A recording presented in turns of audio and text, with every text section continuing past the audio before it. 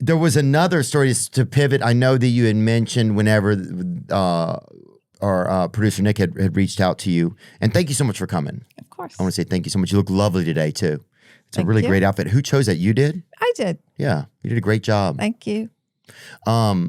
There was a story you talked about finding someone had left a child. Someone put a baby in a trash can. And I preface this right away by saying the baby lived, the baby was fine. Okay. But that call came in for patrolman. There was like a senior housing on our district. And there was a gentleman who lived there, an elderly man, and he had someone who used to come and clean his house for him. And he called 911 because he said someone just had a baby in his house and then left with it in a bag and it was crying. So the patrolman goes to the call and he goes up and talks to him. The apartment is pristine. There's no sign of a baby being born. He said she was in the bathroom. He's like, nothing happened. Nobody here. had a baby in here. So the officer called an ambulance for a psych eval, saying, it's this guy, the old man, something's wrong, or he maybe has dementia. Just wanted to check on him, make sure he's okay. So as the ambulance is pulling up, again, I have this on video. That's how I remember the sequence. The ambulance pulls up and pulls in. There was like a horseshoe driveway, and they pull in the driveway. And just as they're doing that, a girl is walking down the street, maybe 50, 60 feet away, maybe a little more from the apartment. And it's a very busy street in Dorchester. It's Dorchester Ave. And she's walking on the street, and there's a wrought iron trash can in the street. And she walks by and she hears something.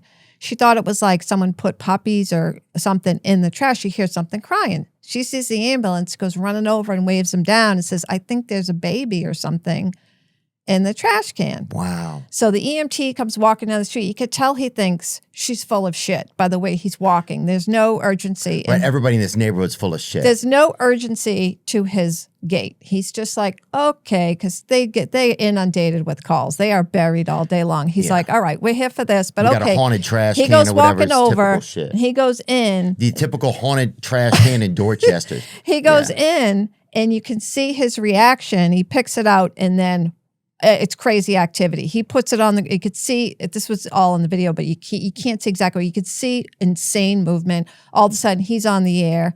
And at the same time, the officer who was up in the house said, like, what's the ETA on my ambulance? He never showed up. And at the same time, the girl had called 911 and said, there's a baby crying in a trash can. So this is all kind of happening at once.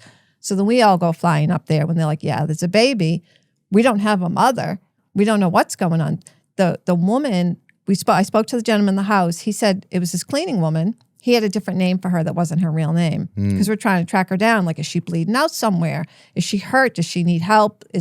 What is the story? Yeah, she just had a child, maybe. So he said she was in the bathroom for a couple hours. He thought she had stomach problems. And then she asked him, do you have a pair of scissors? And then she asked him for a bag.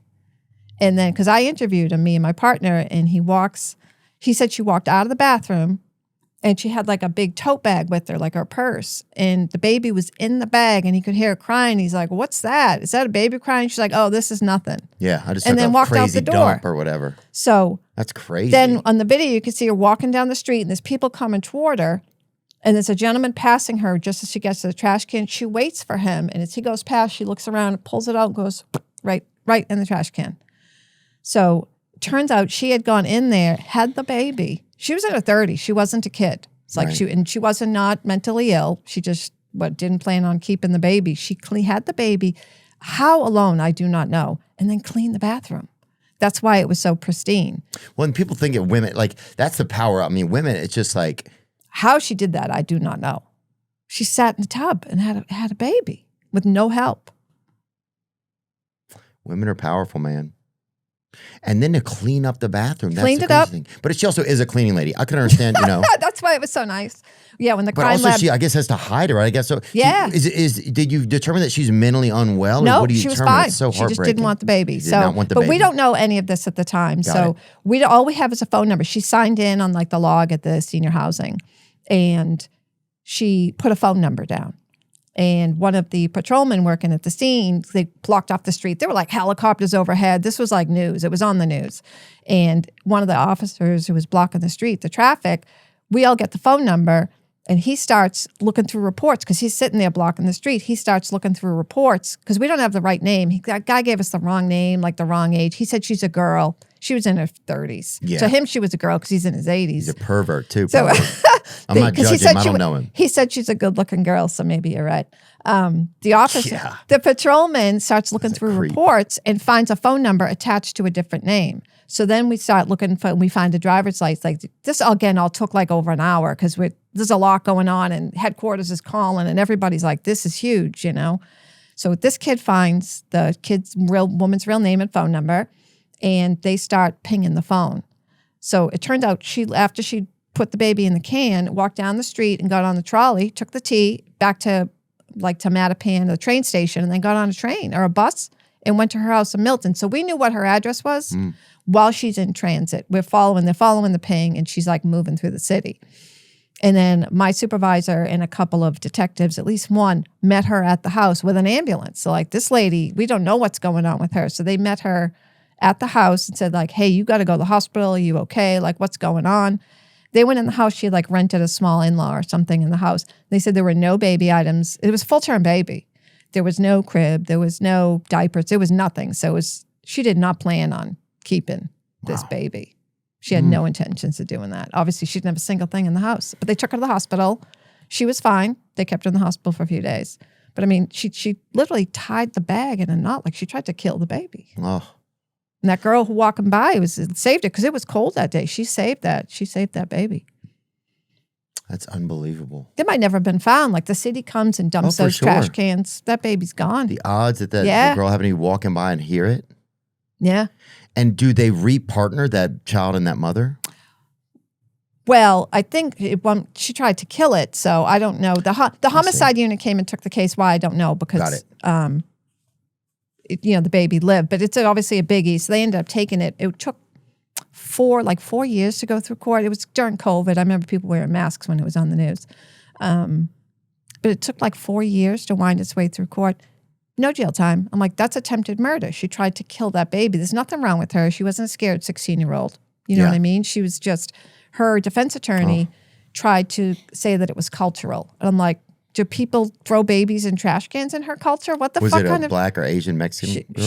She was Haitian. She was from Haiti. Like, that's not cultural. Oh, shit, there she is. Mother who allegedly abandoned newborn in trash bin in Dorchester charged with attempted murder. Yep, that's her. She didn't serve any time. No way. She got probation. Yeah, we weren't very happy with that. Well, yeah, because just like the psychology of that person that's out in the world, how could they value life? Yeah, she doesn't. At least not that life. Yeah, and how could you probably value one of the most precious lives? Unless maybe there was some, I wonder if there was an extreme circumstance of how she had that child, but... We weren't told. We were in communication with the DA. They never told us other than it being cultural. We're like, what the fuck culture is that? That's not a culture anywhere. Yeah. Well, the media likes to make it easy. Yeah. But I think it took so long because court cases were just dragging on because nobody worked during COVID except us or whatever. I think everyone just gets tired of it and wants to go away. I don't know. Crazy.